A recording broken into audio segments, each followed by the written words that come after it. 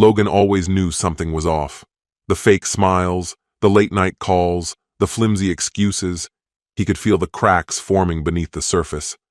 But one name shattered everything. Chris. Who was he? And why was Amber, his wife, so willing to walk away for him? Rage, betrayal. A storm of emotions raged inside him. But Logan wasn't the kind of man to crumble. He had a plan. When Amber walked out that door, she thought she was gaining freedom. What she didn't realize was she was about to lose everything. Because love is war, and Logan, he was ready to win. Hello, my friend. I'm so glad you stopped by my channel. If it's your first time here, don't forget to subscribe and like this video, as every like truly inspires me. Please tell me which city and country you watched this video from. Now, let's get started. Philip slumped into the couch, aimlessly flipping through channels without registering what was on the screen. A storm of suspicion churned in his mind. Something wasn't right. Emma, his wife, had been growing more distant, her excuses for late nights becoming increasingly flimsy. A nagging unease gripped his chest, warning him that she was hiding something. The sound of her footsteps in the hallway yanked him from his thoughts. He tensed, preparing himself. Emma stepped into the living room, a brightness in her expression that felt forced. Philip's eyes locked onto her, his gaze sharp, dissecting every detail. "Going somewhere?" he asked, keeping his voice as even as he could manage. Emma's smile was breezy, her tone too casual. "Robert is outside. Come on, let me introduce you." Philip's blood ran hot in an instant. His hands curled into fists, his restraint barely holding back the fury surging through him. "Robert? And just who the hell is Robert?" His voice carried a hard edge. Emma's expression remained neutral, but her eyes flickered with something. Guilt, hesitation, or perhaps both. "Just a friend," she answered with a dismissive shrug, though the words rang hollow. Philip pushed himself off the couch, his frame towering over her. If he so much as sets foot on this property, he'll regret it. And if you walk out that door with him, don't bother coming back. You'll pay for it in ways you can't begin to imagine. His voice was low, seething with barely contained rage. For a fleeting moment, Emma's composure wavered, her eyes widening. But she quickly straightened, her posture stiff with defiance. "I'm leaving, Philip. You don't own me, and I refuse to let some washed-up loser dictate my life," she shot back, her words like ice. Philip's heart thundered as he watched her turn away. He wanted to stop her, to say something, anything that might make her stay. But pride held him in place. The door slammed shut behind her, the sound cutting through him like a blade. Fury and betrayal crashed over him as he stalked toward the window. Outside, a sleek black car idled by the curb. A tall man leaned against it, a cigarette dangling from his fingers. "Robert," Philip glared, fists still clenched at his sides. A part of him burned to storm out there and put an end to this charade, but he knew it would change nothing. Drawing in a slow breath, he stepped away from the window, swallowing his rage. Emma, on the other hand, felt exhilaration coursing through her as she walked toward Robert's car. The glossy black exterior gleamed beneath the streetlights, a stark contrast to the stifling routine she had just abandoned. The thrill of stepping into the unknown overpowered any lingering doubts. Robert smirked as he opened the car door. "Ready for a night you won't forget?" She slid into the passenger seat without hesitation. "Let's have some fun." With a chuckle, Robert revved the engine, speeding through the city streets. Music pulsed through the speakers as Emma stole glances at him, his strong jawline, the effortless confidence in the way he handled the wheel. The weight of home, of Philip, felt like a distant memory. They arrived at an upscale hotel where Robert tossed the keys to the valet before guiding her inside. Her heels clicked against the marble floor as they stepped into the elevator. The doors slid shut, and Robert pulled her closer, his hands resting on her waist. Her breath caught as the elevator ascended. A rush of adrenaline coursed through her veins, drowning out the nagging voice of reason. When they reached their suite, Robert swiped the keycard, revealing a space draped in luxury, lavish furniture, a sprawling city view, and a king-sized bed anchoring the room. He poured them each a glass of champagne. They clinked glasses, and Emma let the bubbles dance on her tongue, allowing herself to sink into the moment. The thought of Philip, of the life she was leaving behind, faded into the background. Here, with Robert, she felt untethered. The night blurred into a haze of passion and indulgence. Moonlight spilled through the windows, casting silver streaks over tangled sheets and entwined bodies. But as the first hints of dawn crept in, exhilaration dulled, giving way to something heavier. Emma carefully slipped out of bed, wrapping a sheet around herself as she walked to the window. Below, the city stretched out before her, indifferent to the choices she had made. Doubt curled in her chest. Had she gone too far? Back at home, Philip confronted the emptiness left in her wake, but he refused to drown in it. Moving with precision, he gathered Emma's belongings, clothes, shoes, books, packing them neatly into boxes labeled with her name. One by one, he stacked them in the garage. Then, he changed the locks, blocked her number, methodically erased her from his life. The betrayal stung, raw and unrelenting, but he wouldn't let it consume him. He had more important things to focus on. For days, he buried himself in his office, planning his next move. Revenge wasn't just a fleeting thought. It was a strategy demanding careful execution. He picked up a notepad and started listing steps. At the top, call Christopher. Without hesitation, he reached for his phone. When his lawyer picked up, Philip didn't waste time. We need to talk. Now. The next morning, he sat across from Christopher, a thick file of documents between them. Tell me everything, Christopher said, his expression unreadable. Philip leaned in, his voice steady as he laid out the past few weeks. He left nothing unsaid. Emma's late nights, her lies, her choice to leave with Robert. He had lost his wife, but he refused to lose the war.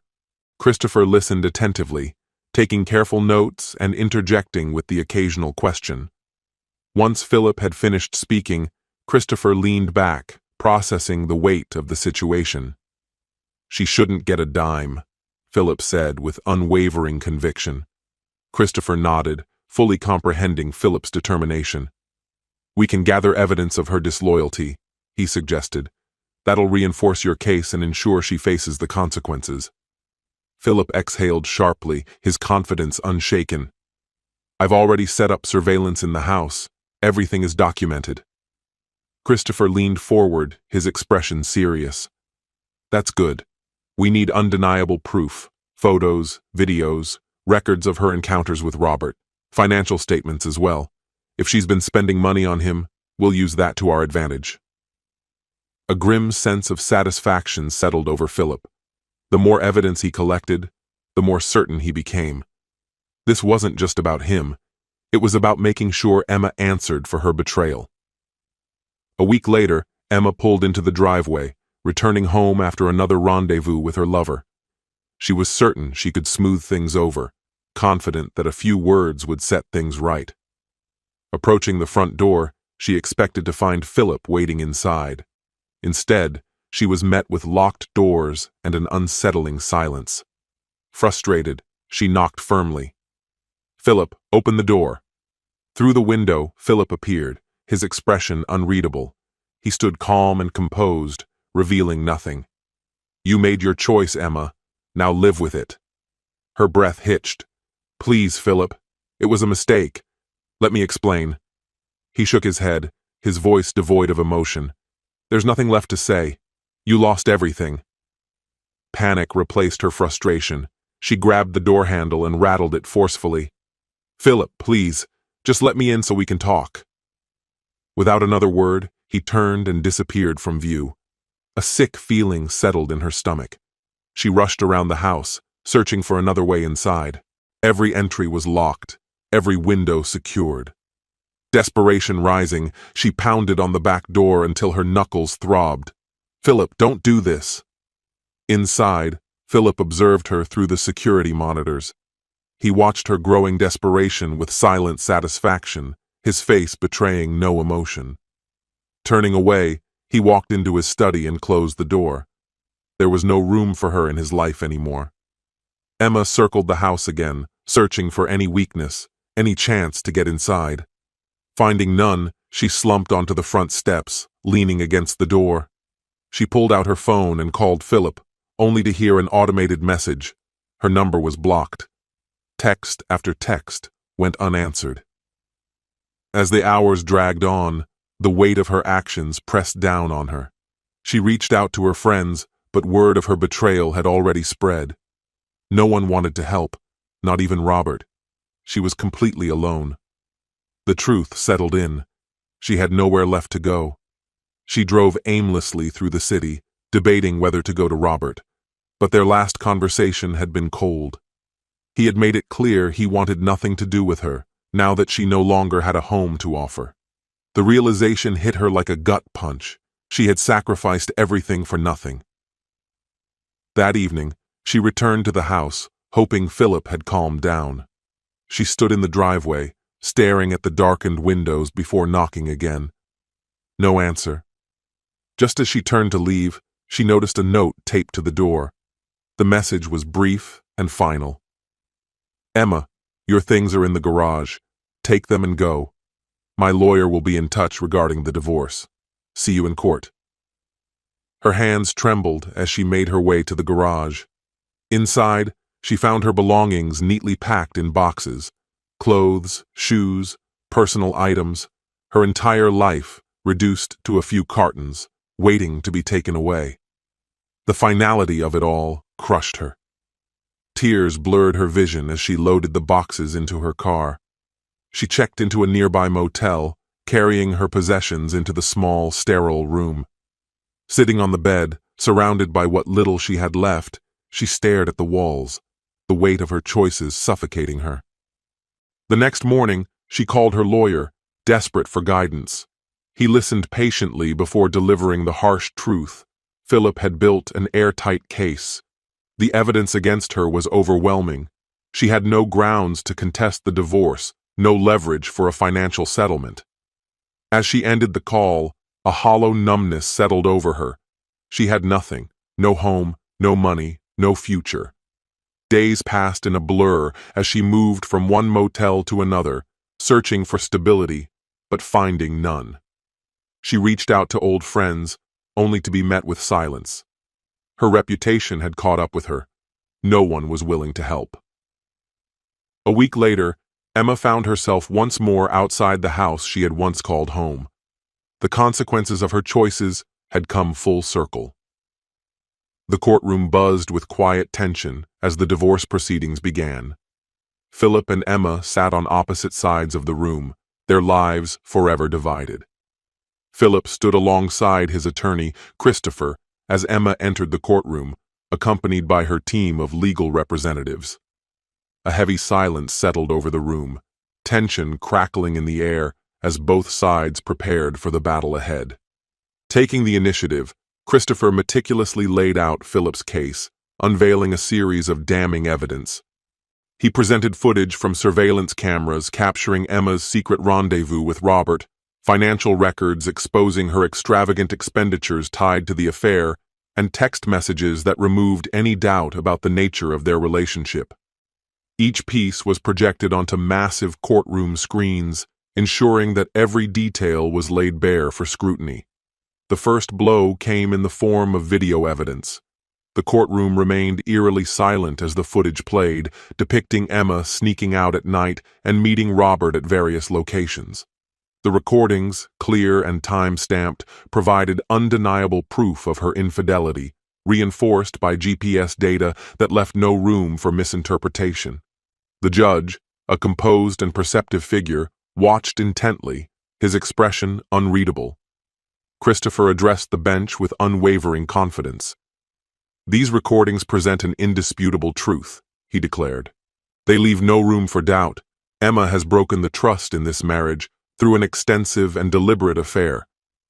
Emma's attorney attempted to counter, arguing that the evidence was selectively chosen to paint an unfair picture. However, their objections faltered in the face of the meticulously compiled documentation. The judge listened but remained unmoved, his focus fixed on the concrete facts before him. Christopher pressed on, shifting to the financial records. He carefully dissected Emma's spending, highlighting indulgent purchases, luxurious dinners, expensive hotel stays, and extravagant gifts, all funded by shared marital assets. The court examined the bank statements and credit card transactions, each one a stark contradiction to Emma's previous claims. The figures spoke louder than any argument, painting a damning picture of betrayal and financial misconduct. Emma was summoned to the stand in a desperate attempt to salvage her case. She admitted to the affair, describing it as a mistake and pleading for understanding. She insisted on her willingness to make amends, but her words carried little weight against the mountain of evidence stacked against her. The judge's demeanor remained impassive, his attention solely on the irrefutable proof before him. Christopher seized the moment, launching into a cross-examination that dismantled Emma's defense piece by piece. He zeroed in on the timeline of her meetings with Robert and the financial transactions linked to their affair. Each question was a strategic move, unraveling Emma's claims and exposing the full extent of her deception. As the trial pressed on, the judge remained firm, guided by the undeniable facts presented. The case that Philip and Christopher had methodically built left no gaps for Emma's legal team to exploit. Despite their best efforts, they failed to shake the foundation of the argument against her. After several intense days of hearings, the judge rendered his verdict. He ruled that Emma had breached the marriage contract, forfeiting any entitlement to financial compensation. Philip's perseverance, combined with the weight of the evidence, had secured a decisive victory. Emma's attorneys murmured about possible appeals, but the reality was clear. Her case had collapsed under the weight of undeniable proof. Stripped of any leverage, she faced the consequences of her actions with no recourse. The ruling was final, and its impact was irreversible. For Philip, the decision was a long-awaited relief. The battle had been grueling, but the outcome validated his pursuit of justice. Though the process had been exhausting, it was a necessary fight to reclaim his independence. As the courtroom emptied, he and Christopher reviewed the final steps to formalize the divorce. For the first time in a long while, Philip felt a sense of closure, an opportunity to move forward unburdened by the past. Emma, on the other hand, stepped out of the courthouse into an uncertain future. The legal battle had stripped her of the stability she once took for granted. She now had to face the full weight of the ruling and its repercussions. The life she had known was gone, replaced by the cold reality of her choices. With the case behind him, Philip embraced the opportunity for a fresh start. He relocated, choosing a new home far removed from painful memories. His modern, airy house became a sanctuary, filled with natural light and designed to reflect his aspirations. Every detail, from the furniture to the decor, was carefully curated to create a space that was entirely his own. His weekends were spent immersed in home projects, painting walls, arranging books and artwork, and bringing his vision to life. Rediscovering his passions, Philip devoted himself to woodworking, a craft he had always cherished. He transformed his garage into a workshop, where he spent hours refining his skills, creating and rebuilding, not just furniture, but himself. Meanwhile, Emma's world continued to unravel. The excitement of her affair with Robert had long since faded, and now she faced the harsh reality of its consequences. Robert, once eager and attentive, had no intention of maintaining their relationship now that the secrecy and thrill were gone. He distanced himself, leaving Emma to deal with the fallout alone. Her financial situation deteriorated rapidly. With her reputation tarnished, securing stable employment proved nearly impossible. Employers hesitated, wary of the scandal surrounding her name. As her savings dwindled and the bills piled up, desperation set in. The friends she had once counted on slowly withdrew, reluctant to be associated with the controversy. One by one, they disappeared, leaving her isolated, forced to confront the full weight of her mistakes. As she exited the courthouse, she knew that the legal proceedings were over, but her struggles were just beginning. The verdict had not only stripped her of financial support, but had left her to face the consequences of her choices alone. For Philip, however, this moment signified a turning point. The weight of betrayal no longer defined his future. With his victory secured, he looked ahead, determined to build a life not marked by deception, but by the resilience and strength that had carried him through. Emma had never expected loneliness to consume her so completely. The absence of the support system she once relied on was an unbearable reality, one she had never envisioned. Seeking some semblance of stability, she relocated to a cramped, overlooked apartment on the outskirts of the city. The space was modest at best, filled with outdated furniture and lacking any real comfort. It was a stark contrast to the life she had once enjoyed, a daily reminder of the repercussions of her choices. No matter how many times she tried to reach Philip, her calls and messages were met with silence. Every attempt at reconciliation was futile. The divorce had not only dismantled their marriage, but had also severed any remaining connection between them. Philip had made his position clear. She was no longer a part of his life. With nothing to distract her, Emma fell into a monotonous routine. Her days were spent scouring job postings. Her nights stretched long and empty in the dim light of her sparsely furnished apartment. The excitement she had once sought with Robert had long since faded, replaced by the sobering weight of her new reality. What had once seemed like liberation now felt like a punishment. The gravity of her past decisions pressed down on her more heavily with each passing day. Financial instability, social isolation, and an overwhelming sense of aimlessness consumed her. She had envisioned a future with Robert, yet all that remained was the wreckage of what she had destroyed.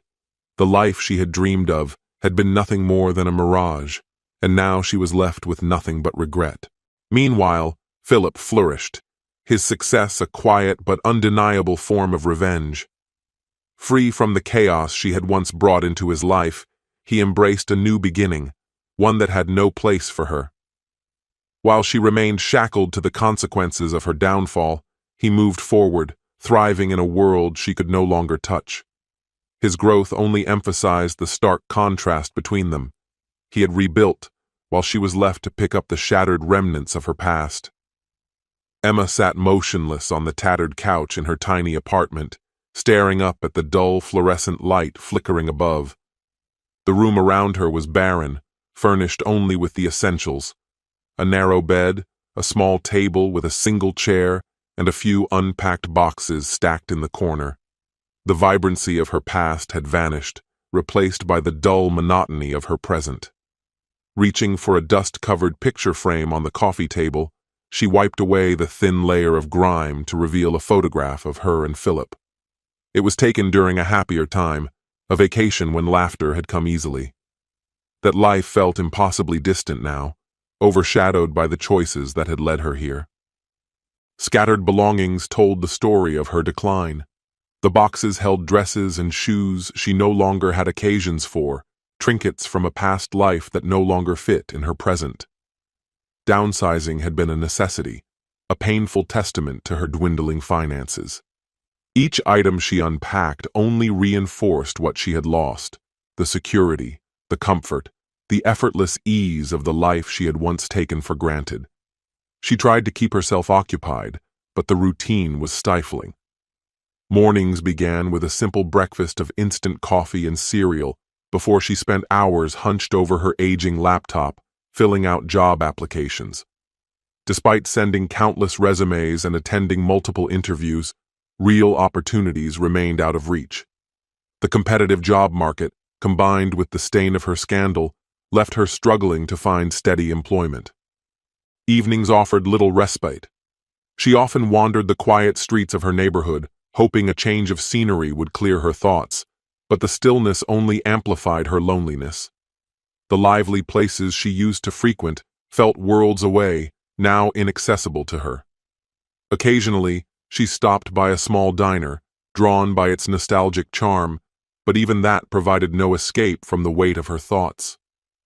One night, as she walked past the cafe where she had once met Robert, memories surfaced, whispers of stolen moments, of secret conversations that had once felt thrilling, but now seemed like a cruel joke played at her expense.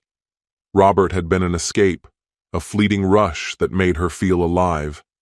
But he had vanished just as quickly as he had arrived. She had believed in a future with him, only to realize too late that he had never been invested in her at all. His absence left a void she hadn't anticipated, a harsh reminder of how transient and meaningless their affair had been. She often found herself reliving that reckless night with Robert, the night that had unraveled everything. At the time, she had seen it as the start of something new, something exhilarating. Instead, it had set in motion the slow collapse of her entire world. While she faced the wreckage, Robert had slipped away to another country, untouched by the destruction he had helped cause. The apartment she now called home only emphasized her solitude. In a feeble attempt to make the space feel less empty, she had added small personal touches, a few photographs, cheap artwork, a couple of potted plants.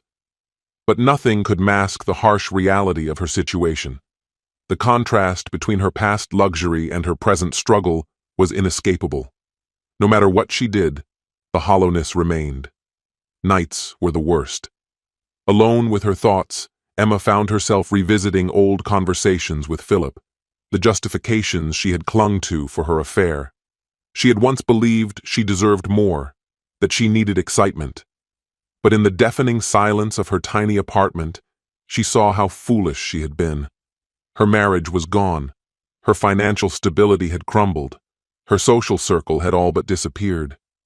The weight of her mistakes was suffocating. Occasionally, she reached out to old friends, but their responses were distant, if they responded at all. She had alienated the people who had once cared for her, and they had no desire to welcome her back. Rebuilding those connections felt impossible. The isolation she now endured was not just a cruel twist of fate. It was the direct result of her own choices. Alone in the stillness, Emma was forced to face the full weight of her regrets. The future she had chased with Robert had never materialized, leaving her stranded in a reality she had never envisioned. The true cost of her actions had become painfully clear. She had not only lost Philip, but also everything that had once given her life meaning.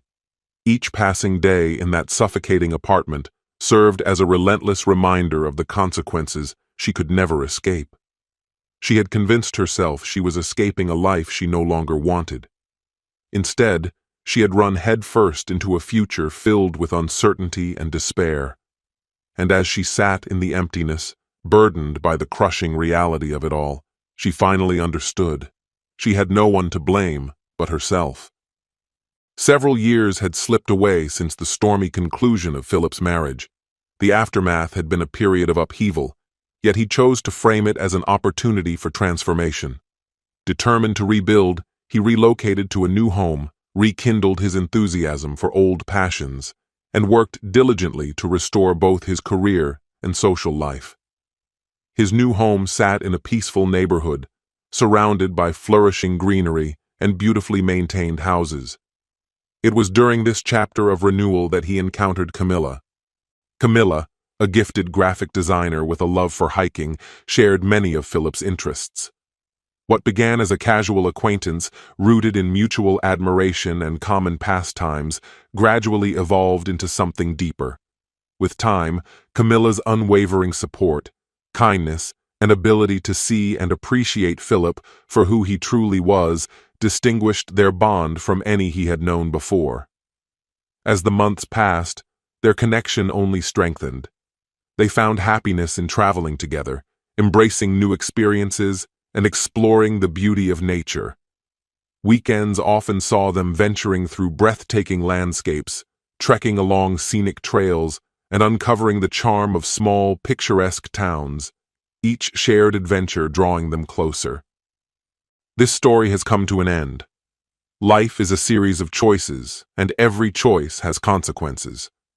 Infidelity may seem like an escape, but in reality, it destroys not only relationships, but also the person who betrays.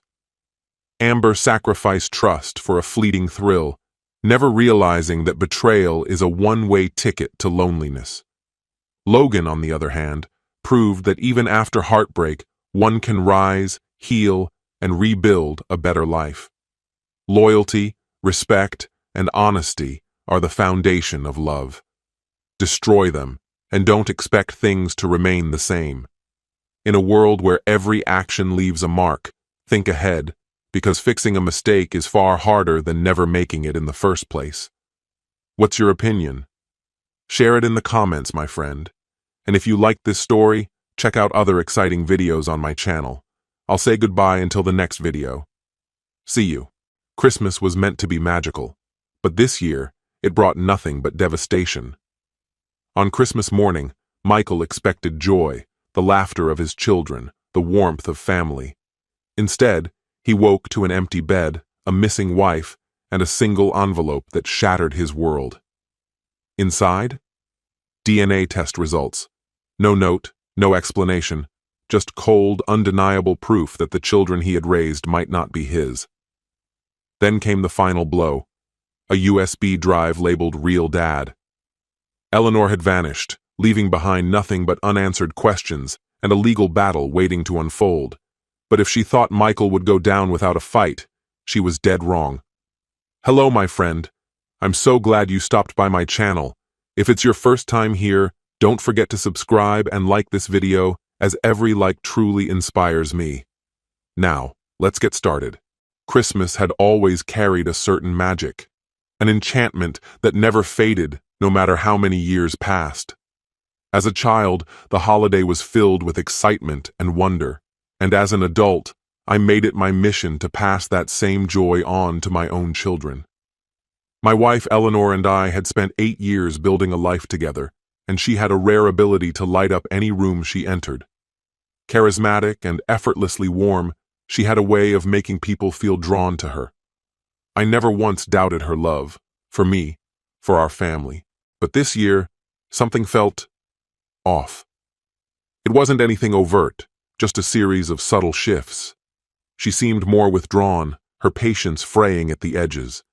The smallest inconveniences irritated her, and she kept her phone closer than usual, a quiet protectiveness that I dismissed as holiday stress. She had taken charge of nearly all the Christmas preparations, making sure our children would wake up to their dream gifts beneath the tree.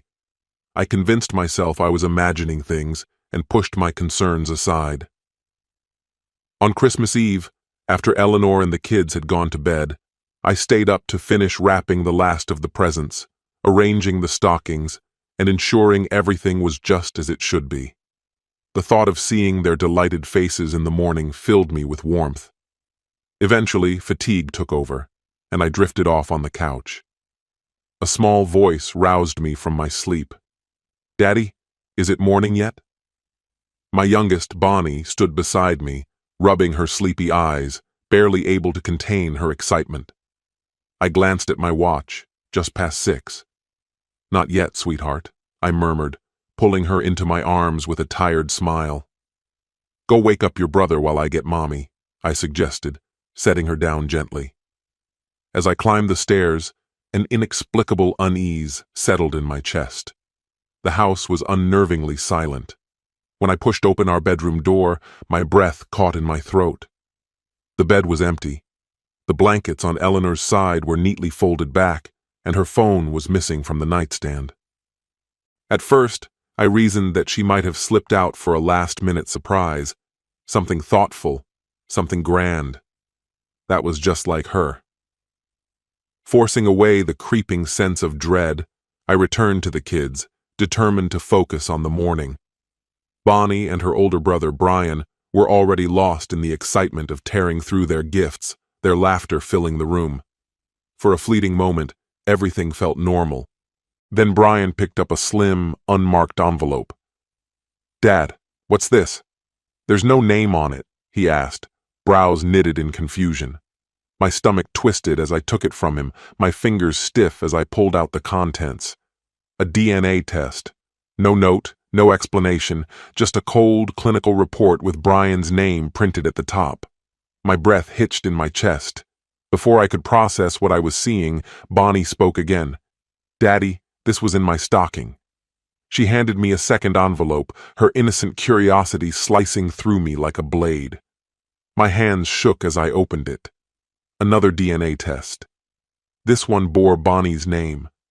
The world seemed to shift around me, the room tilting as my mind raced with questions. Why would Eleanor do this? And why today, of all days?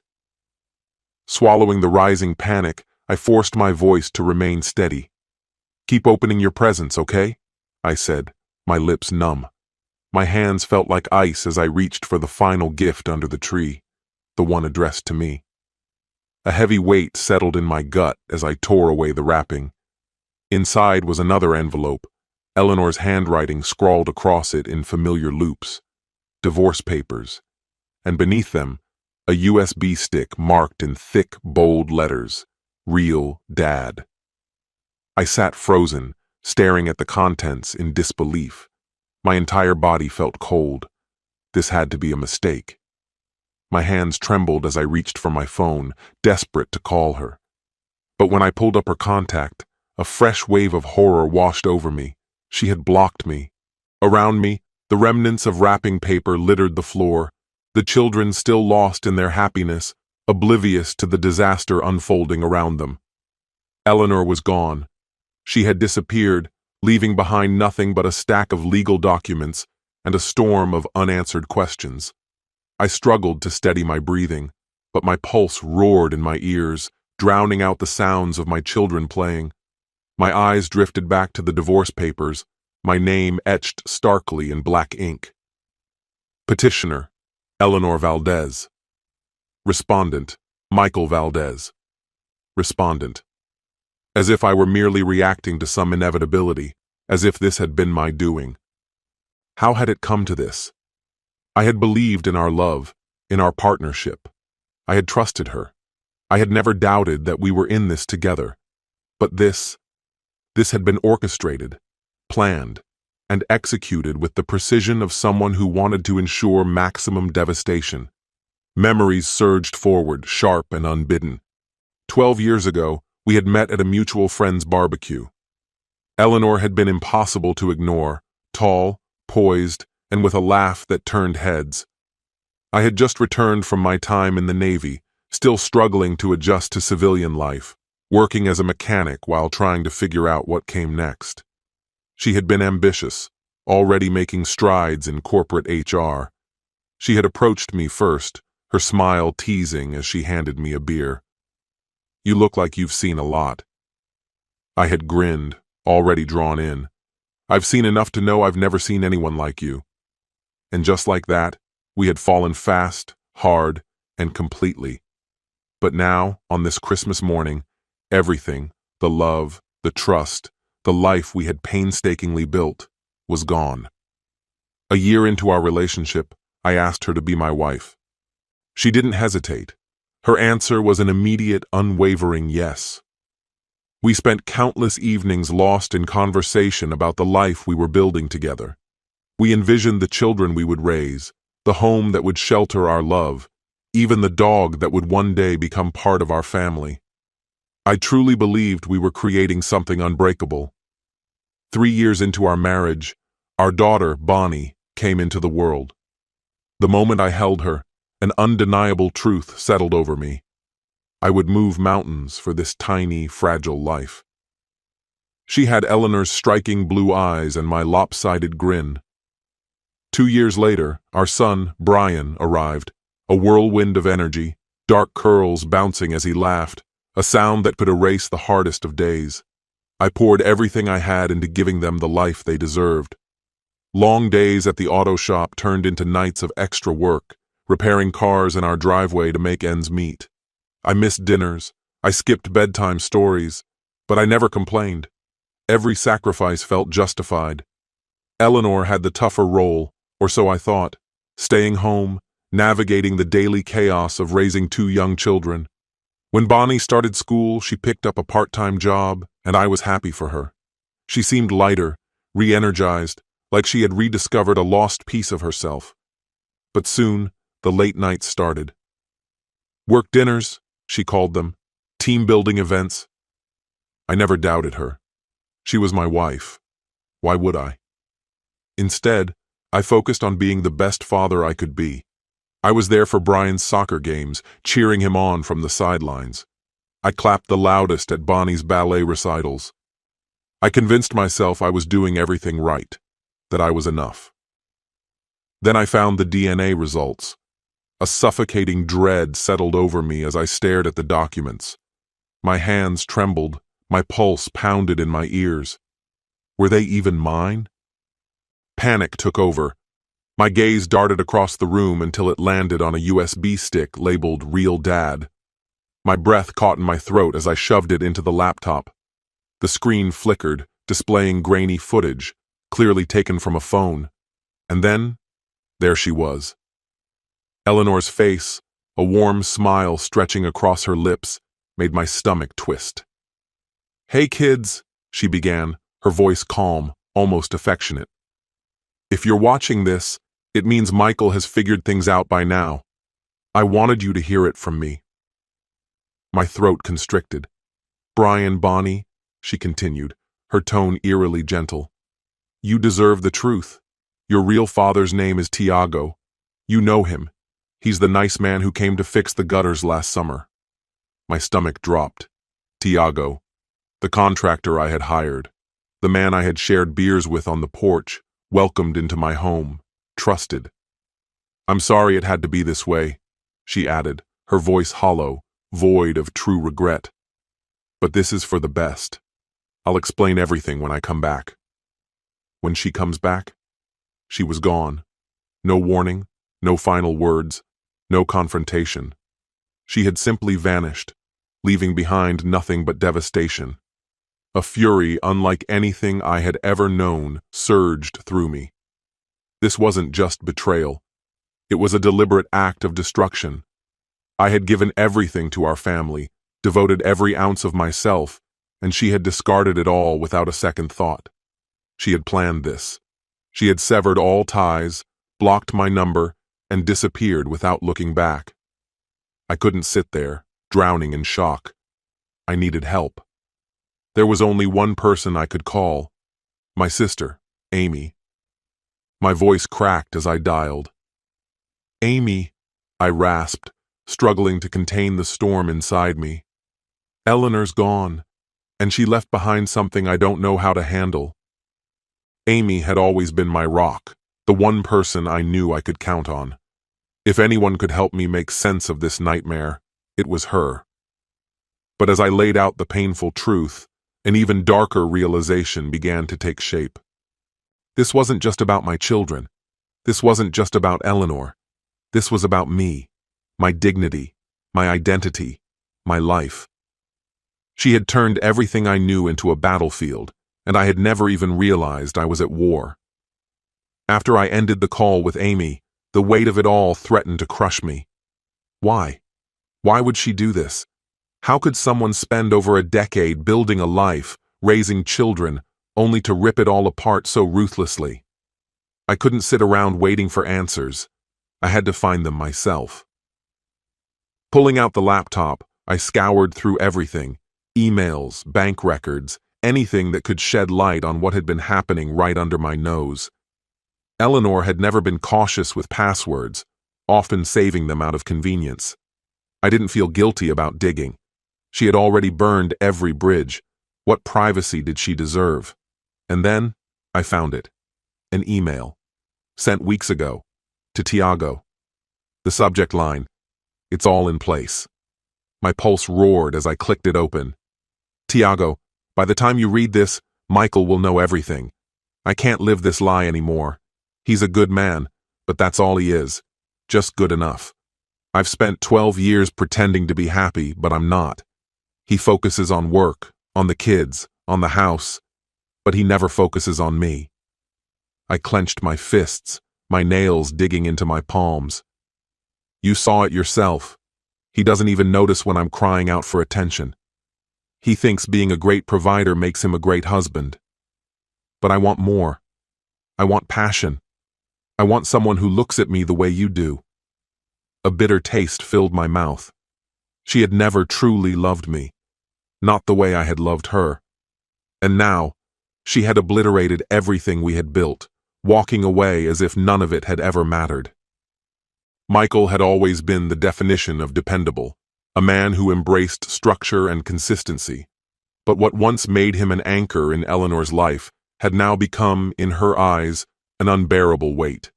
She had tolerated predictability long enough. The kids would adjust.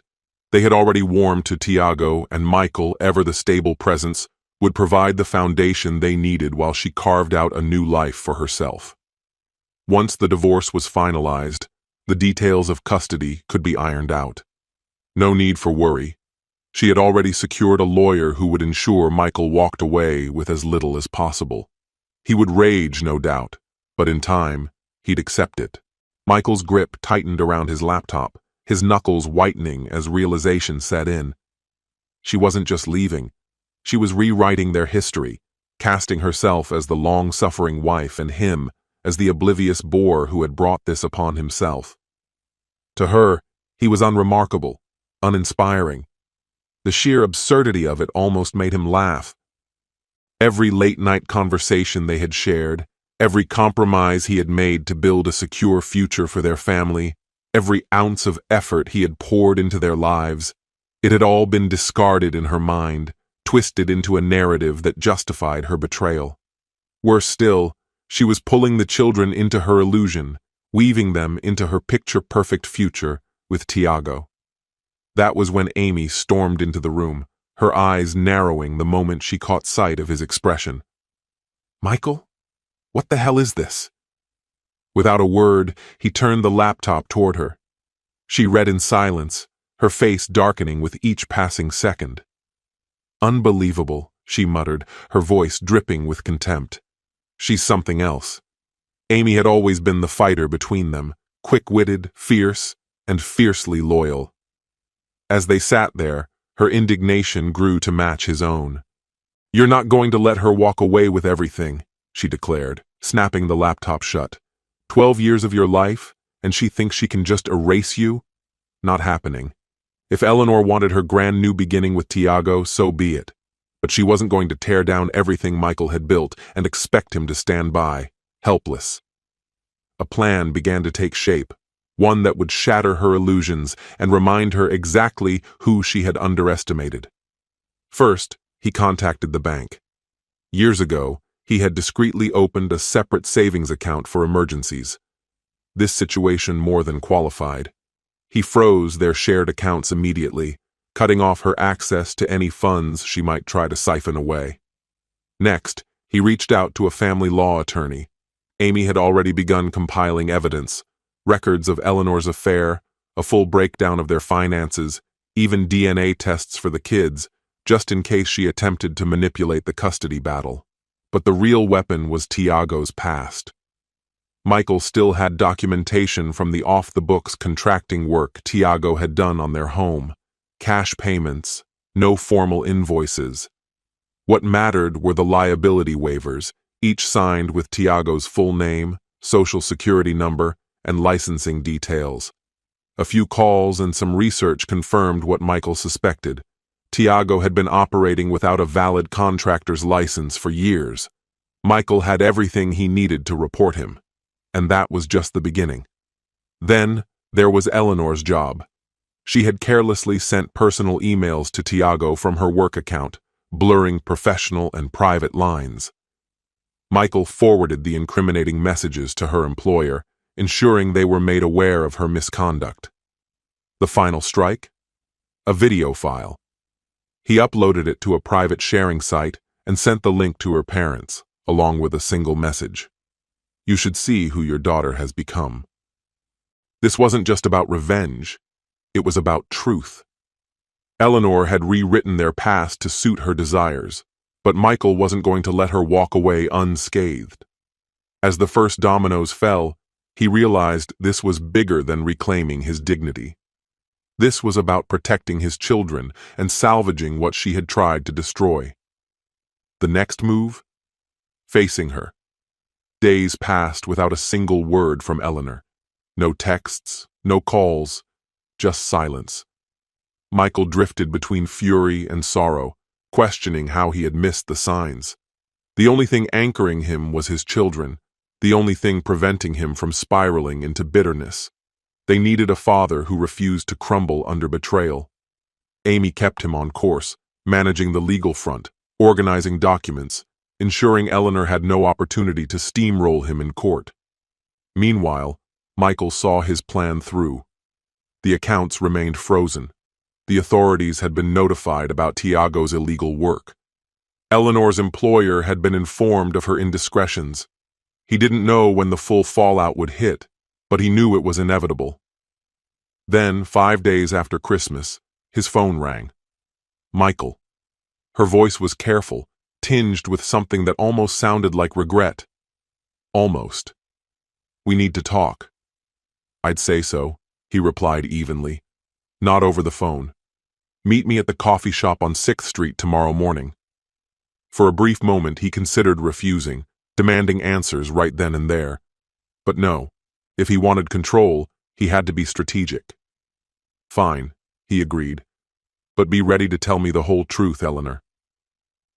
Early the next morning, I arrived ahead of schedule, choosing a quiet table in the far corner where I could clearly see the entrance. When Eleanor walked in, she almost looked like her old self, polished, poised, the woman I once promised forever to. But her eyes betrayed her. Beneath the carefully put-together exterior, tension simmered. She slid into the seat across from me, her gaze darting everywhere but toward mine. "Michael," she started, her fingers twisting together on the table. "I know this is a lot. I never wanted to hurt you." "Don't," I cut in, my voice sharper than I intended. "Don't insult me with a scripted apology." I leaned forward, anger lacing my words. "You planned this, Eleanor, for months. You lied, manipulated, and now you expect to smooth it over with excuses? Fine, let's hear them. I'm listening." She hesitated, unprepared for my coldness. For once, she wasn't the one in control. "It wasn't supposed to happen this way," she admitted, voice trembling. I haven't been happy for a long time, Michael. Years. You were always working, always chasing the next project, the next paycheck. And me? I felt like I was invisible, like I didn't matter. My fists clenched under the table, nails digging into my palm as I struggled to keep my composure. Invisible? I worked myself to exhaustion for this family. For you. Everything I did was for you and the kids. Exactly, she snapped, frustration breaking through. You were so busy being a provider that you forgot how to be my husband. And then there was Tiago. A bitter laugh escaped me. Tiago. Right. Let's talk about Tiago, shall we? The guy I hired to fix our roof. The guy I welcomed into our home. The guy who, in return, decided to sleep with my wife. Real classy, Eleanor. Her face reddened, but she didn't back down. He made me feel alive again, Michael. Like I was more than just a wife, more than just a mother. He saw me. I exhaled slowly, rage burning just beneath the surface. Alive? Is that what you call sneaking around behind my back? Lying to our kids? I leaned in closer, lowering my voice but ensuring every word struck home. Did you feel alive when you sent DNA test kits to our children for Christmas? When you disappeared without a word so you could play house with your boyfriend? Her eyes widened, panic flickering in them. You saw the tests? I saw everything, I said, my tone flat, devoid of emotion. The emails to Tiago, the USB stick, and I've already taken steps to protect myself and the kids. You don't get to walk away from this without consequences, Eleanor. Her confidence wavered. What does that mean? What did you do? I leaned back, my expression unreadable. Your little fantasy with Tiago? It's about to collapse. His under-the-table contracting business? Reported. Your employer? Notified. Your parents? They've seen the video. They know exactly what kind of person their daughter has become. Her complexion turned ghostly white. For the first time, real fear flickered in her eyes. "You can't do this, Michael," she whispered, her voice barely steady. "Think about the kids." "I am thinking about them," I shot back. "They deserve the truth. They deserve better than a mother who tore their world apart for her own selfish reasons." She sat there silent as I stood and grabbed my coat. "Enjoy your life with Tiago, Eleanor," I said, my voice calm now. "But don't think for a second I'm going to make this easy for you." As I walked out of the coffee shop, something inside me shifted. The pain was still there, raw and aching, but beneath it, a newfound resolve took hold. Eleanor thought she could rewrite our family's story, but I wasn't about to let her, not without a fight. The confrontation had awakened something in me, something long buried. For years, I had sacrificed, trusted blindly, given everything without expecting much in return. That version of me was gone. Now, I was ready to take control, to ensure Eleanor didn't get to decide how this ended. The following week passed in a whirlwind of decisive action. The divorce papers Eleanor had smugly left behind. My lawyer countered them swiftly. Adultery, fraud, emotional damages. She was going to be held accountable for every betrayal. The email where she bragged that her lawyer would make sure I walked away with nothing. My legal team had already begun dismantling her claims piece by piece. But this wasn't just about legal battles. It was about the kids. Brian and Bonnie deserved the truth, but not in the cruel way Eleanor had forced it upon them. One evening, after dinner, I took a deep breath and sat them down, choosing my words carefully. "Guys," I said gently, "you know Mom has been away for a while now." Brian frowned, his small face clouded with worry. "Did we do something wrong?" "No, buddy." "Not at all," I reassured him, leaning in to meet his gaze. "This isn't because of you or Bonnie. It's something between Mom and me. We won't be living together anymore, but that doesn't change how much I love you. That will never change." Bonnie, too young to fully understand, climbed onto my lap and wrapped her little arms around my neck. I held her close, feeling the innocence of her love, the unwavering trust in her embrace. No matter what Eleanor had done, no matter the wreckage she left behind, I would make sure my children knew one thing above all else. They still had a father who would never walk away, and I would fight to give them the love and stability they deserved. "Are you mad at Mommy?" she whispered, her voice barely audible. I swallowed hard, my throat tight. "A little," I admitted, forcing a small smile. "But mostly, I'm just sad. No matter what, though, I want you to always remember, I'll be here for you. Both of you." It wasn't the perfect response. It didn't answer all their unspoken questions, but it was the only truth I could offer. As the days dragged on, the picture-perfect life Eleanor had carefully crafted began to crack.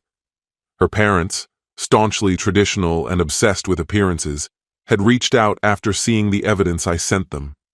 From what I gathered through mutual acquaintances, their outrage wasn't just about her betrayal, it was about the fact that she had exposed our children to it. Meanwhile, Tiago's troubles were only beginning. The formal complaint I'd lodged against him had uncovered a series of violations, resulting in the complete closure of his contracting business. With no stable income, the future he and Eleanor had envisioned disintegrated before their eyes. I had braced myself for retaliation once she grasped the full extent of the damage, but instead, she buckled under the weight of it. A week later, my attorney delivered unexpected news. Eleanor was ready to settle.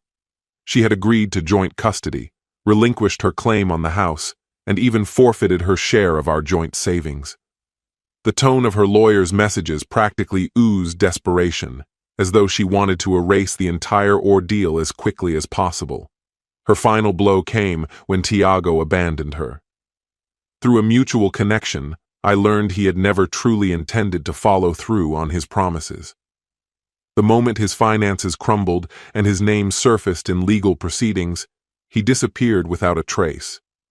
Just like that, the grand affair she had sacrificed everything for had disintegrated. By March, the divorce was finalized. I kept my composure in court, even as Eleanor tried to muster a tearful apology. "This isn't how it was supposed to end," she murmured, barely above a whisper. I remained silent. There was nothing left to say. The months that followed were the hardest. Some nights, I still reached across the bed out of habit, only to find cold, empty space. But little by little, life began to shift. Amy refused to let me withdraw into myself, dragging me out to dinner, introducing me to new people, reminding me that my life wasn't over. I reconnected with old friends, found joy in being a devoted father, and even reduced my work hours to spend more time at home. One evening, as I tucked Bonnie in for the night, she looked up at me with those wide, innocent blue eyes. "Daddy," she said softly, but with certainty, "I think you're the best dad in the world." Emotion tightened my chest, and I smiled. "Thanks, kiddo. That means everything." And in that moment, I realized something profound. Eleanor had shattered the life we built, but she could never break the most important bond, the one I shared with my children. I had been betrayed, blindsided, and left to pick up the pieces, but I had not been defeated. As I pressed a kiss to Bonnie's forehead and switched off the light, a feeling I hadn't known in years washed over me. Hope. For the first time in what felt like forever, the future was mine to shape, and I wasn't going to waste another second of it. This story has come to an end. Trust is the foundation of any relationship, but blind trust can be a dangerous illusion. Michael gave everything, his love, his time, his devotion, only to be betrayed in the most calculated way. Eleanor's actions serve as a harsh reminder. Love is not just about giving, but also about being valued and respected in return. This story is a testament to resilience. No matter how deep the betrayal, no matter how broken you feel, you can rebuild. Pain is temporary, but dignity lasts forever. Michael lost the woman he loved, but he found something greater: his strength, his self-worth, and the unwavering love of his children. Betrayal may shake you, but it doesn't have to break you. What's your opinion? Please tell me which city and country you watched this video from, and I'll say goodbye to you until the next video. Goodbye.